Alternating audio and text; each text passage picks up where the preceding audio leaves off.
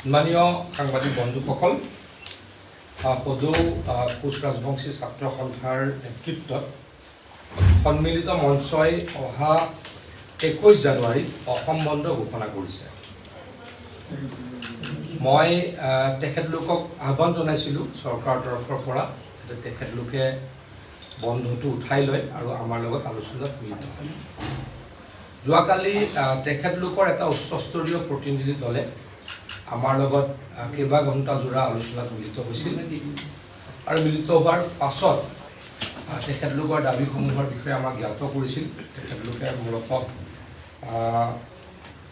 4টা দাবীৰ ওপৰত ভিত্তি কৰি এই অসম বন্ধ ঘোষণা কৰিছে।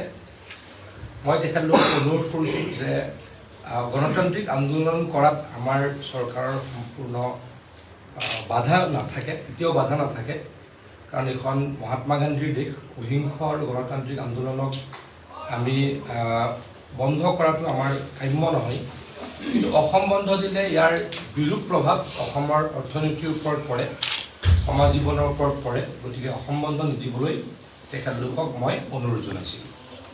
তেখেতলোকৰ উচ্চস্তৰীয় প্ৰতিনিধি দলে আমাক ক'লে যে তেখেতলোকে যিসকলে বন্ধ ঘোষণা কৰিছে, আচলতে কালি যিসকল আহিছিল, যিকেইটা সংগঠনে বন্ধ ঘোষণা কৰিছিলে তেখেতলোকৰ প্ৰতিনিধি আহিছিল।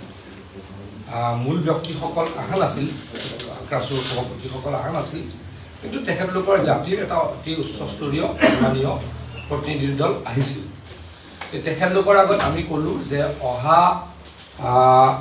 জানুৱাৰীৰ শেষ সময়ত, এই জানুৱাৰীৰ শেষ ভাগত মানে মুখ্যমন্ত্ৰী ডাঙৰীয়া যিহেতু ভাৰতবৰ্ষৰ বাহিৰত আছে, এডভান্টেজ আছামৰ কাৰণে তেখেতে ৰোড শ্ব' কৰিবলৈ চাউথ কোৰিয়া আৰু জাপানলৈকে গৈছে। অসমত এটা চাৰিওফালে অৰ্থনীতিটো ঠন ধৰাৰ এটা সময় হৈছে। ইণ্ডাষ্ট্ৰিয়েলাইজেশ্যন হোৱাৰ কাৰণে অসম চৰকাৰে দৃঢ় পদক্ষেপ লৈছে। সেইখিনি সময়ত বন্ধ ঘোষণা কৰিব নালাগে, তাৰ কাৰণে তেখেতলোকক অনুৰোধ জনালোঁ। আৰু যিহেতু মুখ্যমন্ত্ৰী ডাঙৰীয়া নাই, মুখ্যমন্ত্ৰী ডাঙৰীয়া আহিলে তেখেতলোকৰ লগত এখন সৌহাৰ্দ্যপূৰ্ণ আলোচনা কৰিম বুলি মই তেখেতলোকক প্ৰতিশ্ৰুতি দিলোঁ।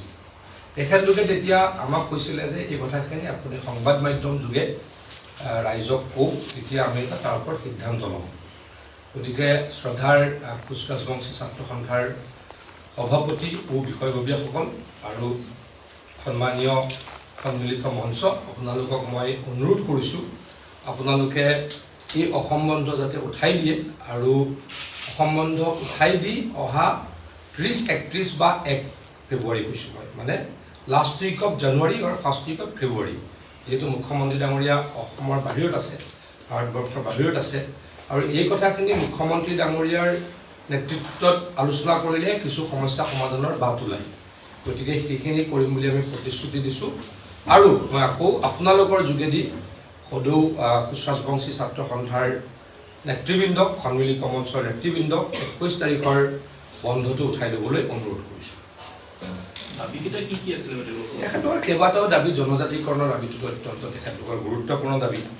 কমতাপুৰৰ দাবী, কমতাপুৰৰ ৰাজনৈতিক সমাধান তেওঁলোকে দিল্লীত ত্ৰিপাক্ষিক বৈঠকৰ যোগেদি সমাধান হোৱাটো বিচাৰে।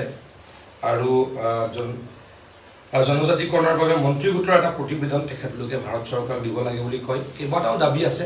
আৰু কেৰলৰ লগত তেখেতলোকে আলোচনা প্ৰক্ৰিয়া আৰম্ভ হোৱাটো দাবী তেখেতলোকৰ। গতিকে এই দাবীকেইটা মুখ্যমন্ত্ৰী ডাঙৰীয়াৰ স্তৰতহে মিটিং কৰিলে আমি কিছু হয়তো সমস্যা সমাধানৰ ৰাস্তা পাম বুলি ভাবোঁ। গতিকে মুখ্যমন্ত্ৰী ডাঙৰীয়া অহাৰ লগে লগেই তেখেতলোকৰ লগত, যিহেতু মই চৰকাৰৰ প্ৰতিনিধি, তেখেতলোকৰ লগত আলোচনা কৰিছোঁ, তেখেতলোকক কথা দিছোঁ এখন মিটিং কৰা হ'ব আৰু পৰৱৰ্তী সময়ৰ ৰোডমেপ লোৱা হ'ব। তেওঁলোকে উঠাই ল'ম বুলি কৈছিলে নেকি?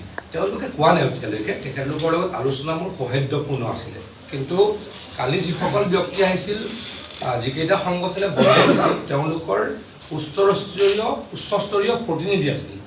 গতিকে তেওঁলোকে ইমিডিয়েটলি একো ডিচিশ্যন দিব পৰা নাছিলে, কিন্তু আলোচনা সৌহাৰ্দ্যপূৰ্ণ আছিলে। তেখেতলোকে স্বীকাৰ কৰিছিল যে আমি আমাৰ চৰকাৰখনৰ দিনতেই কোচ ৰাজবংশীসকলৰ কাৰণে 13টা মেডিকেল ছিট আমি ৰিজাৰ্ভেশ্যন দিছোঁ।